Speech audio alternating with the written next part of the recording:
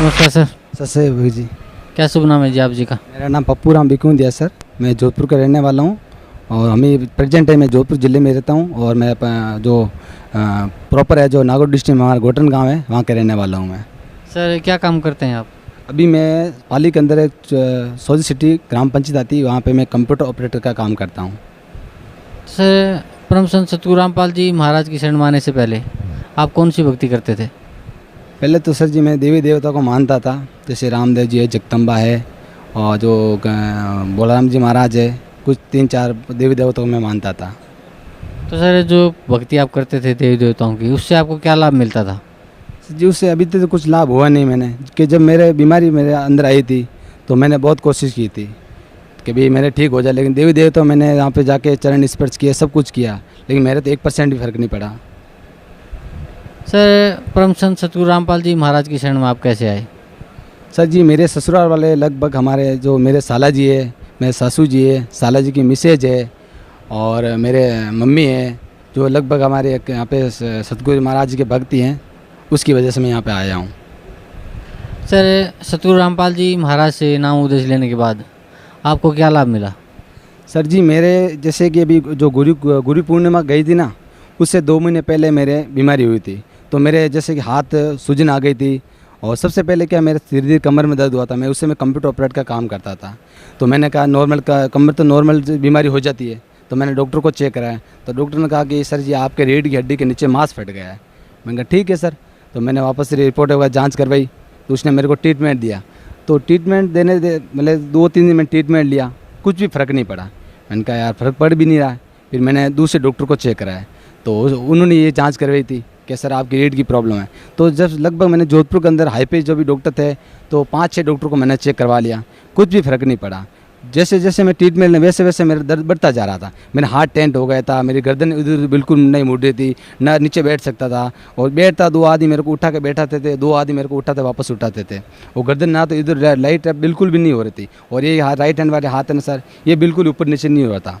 और धीरे धीरे करता करता मेरा शरीर पूरा करता गया, और मतलब 10-15 दिन बाद मेरा खाना ही छूट गया।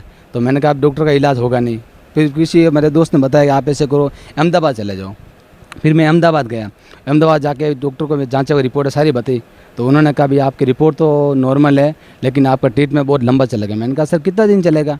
कि लगभग आप बीमारी 2 साल तो लग ही जाएंगे। मैंने कहा सर 2 साल तो फिर मैं तो मर जाऊँगा ऐसे। तो क्या सर आपकी बीमारी बहुत बड़ी है, हम कुछ नहीं कर सकते, आप ऐसे ट्रीटमेंट शुरू करो, अब देखते क्या होता क्या नहीं होता। तो मैं अहमदाबाद से वापस आया जोधपुर, तो ट्रीटमेंट मैंने शुरू कर दिया।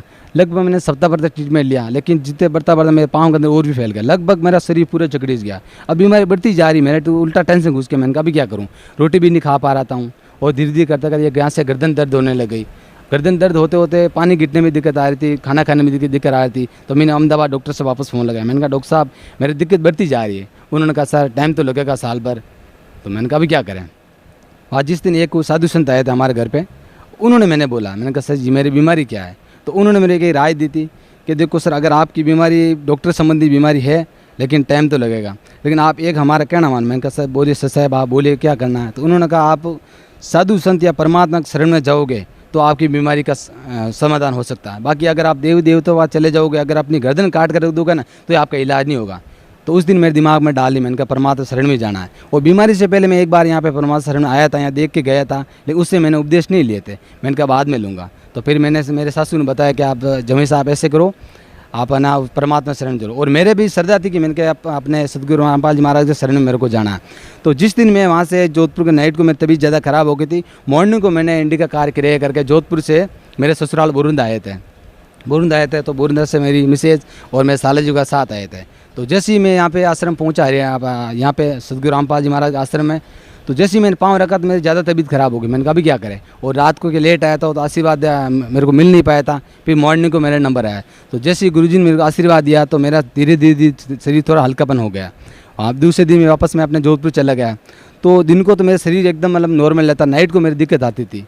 तो नाइट को जैसे 2 घंटे ऐसी दिक्कत आती कि उस समय मतलब मेरा शरीर इतना ख़राब हो जाता कि मतलब मैं ऐसा होता मैं आत्महत्या कर लूँ। मेरे घर वालों को आप बोले पूछ, मैं घर वालों खुद को बोलता, मैंने कहा आप मेरे को ऐसे करो, जहर की गोली दो, मैं मरना चाहता हूँ, क्योंकि इतना मतलब दर्द था कि मैं सहन नहीं कर पाता। तो 2 दिन मैंने सहन कर लिया। फिर मैंने मेरे सासू जी ने यहाँ पे जो आपके भगत जी जान पहचान, उस भगत जी को फ़ोन लगाया कि भगत जी मेरे जमाई से यहाँ पे आपके उपदेश लेके गए। अब दिन को तो क्या कि थोड़ा शरीर ठीक रहता, लेकिन नाइट को क्या ज़्यादा दिक्कत ख़राब होती है, तो अगर 5 मिनट होती है तो क्या उसका शरीर पूरा ख़राब हो जाता है। दिन मतलब ये हालत होती है कि खाना ना कुछ खा नहीं पा रहे, और उससे में मेरा मुँह क्या पूरा बंद हो गया था। तो वह ठीक है, भगत जी से यहाँ अपने सदगुरु रामपाल जी महाराज जी से प्रार्थना करवाई। तो रामपाल जी महाराज जी दूसरे दिन मेरे पास यहाँ पे आदेश आया था कि भगत जी आप ऐसे करना, जब भी आप नेक्स्ट टाइम यहाँ पे आओ आश्रम में, तो आप अपने नाम से 500 जो 600 रुपये की ज्योति होती है, वो ज्योति अपने नाम से जगा देना। मैंने कहा ठीक है। तो उन पर फिर रामपाल जी से वाणी निकली कि आप ठीक हो जाओगे और ज्योति जगा देना। उस दिन मेरे दिमाग में मैंने कहा देखता परमात्मा क्या आदेश होता है। जिस दिन रामपाल जी के यहाँ पे आदेश आया था कि आपका दर्द नहीं होगा, आप ज्योति जगह, उसी दिन से मतलब मेरा उसी दिन से दर्द बिल्कुल बंद हो गया। और ये हाथ उस दिन से मेरा फ़र्क पड़ने, आज ये हाथ में मतलब पूरा ऊपर ले जा सकता हूँ, और ये गर्दन बिल्कुल इधर नहीं, आज मैं गर्दन पूरी इधर पूरी ले जा सकता हूँ।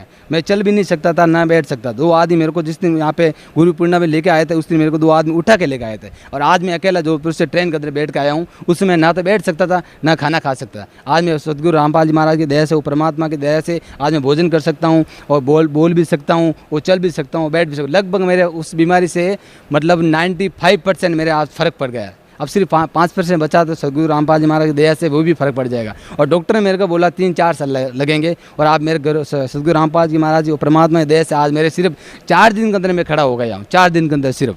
और डॉक्टर ने मेरे को बोला 3-4 साल लगेंगे, और गारंटी कोई भी नहीं है।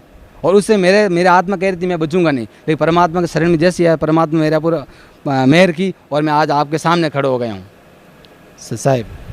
सर, परम संत सतगुरु रामपाल जी महाराज से नाम उपदेश लेने के बाद आपकी जो लाइलाज बीमारी थी, कहीं उसका इलाज नहीं हो रहा था, आप जगह जगह भटक चुके थे, और आप आत्महत्या करने का भी सोच रहे थे, तो वो बीमारी आपकी ठीक हो गई। तो भगत समाज को क्या संदेश देना चाहते हैं आप? भगत जी को मैं यही कहना चाहता हूँ कि तो गुरु बिना अंधेरा, हमेशा गुरु बिना अंधेरा होता है, भाई गुरु बिना ज्ञान कहीं मिलता नहीं है। तो सभी भक्तों को ये कहना चाहिए, दुनिया से कोई मतलब नहीं है, अपने मन के अंदर श्रद्धा रखो। अगर आप यहाँ पे आओगे, गुरु के चरणों में आओगे, तो कुछ तो जरूर पाओगे। और परमात्मा के ऐसे आदमी, अगर आप गलती भी कर दोगे ना, तो परमात्मा आपको बच्चा समझ के आपको माफ़ कर देंगे। और जैसे जो भक्त आते हैं आपसे आश्रम के अंदर, अगर पाँव भी रखते तो आप समझ लो आपका लगभग 70-80% आपका पाप नष्ट ऐसे हो जाएगा। तो मैं सभी भक्तों को ये कहना चाहता हूँ कि जितने भी भक्त हैं, कोई बीड़ा हो चाहे न भी पीड़ा हो, अगर सुख में भक्ति करोगे दुख कभी आएगा भी नहीं। दुख में तो क्या दुनिया भी भक्ति करते हैं, तो मैं चाहता हूँ आप सुख में आके यहाँ पे भक्ति करो, और मैं परमात्मा आपको जरूर मेहर करेगा। और जो भी भक्त है उनको सबको यहाँ परमात्मा शरण मानने के लिए कहे। सत साहिब।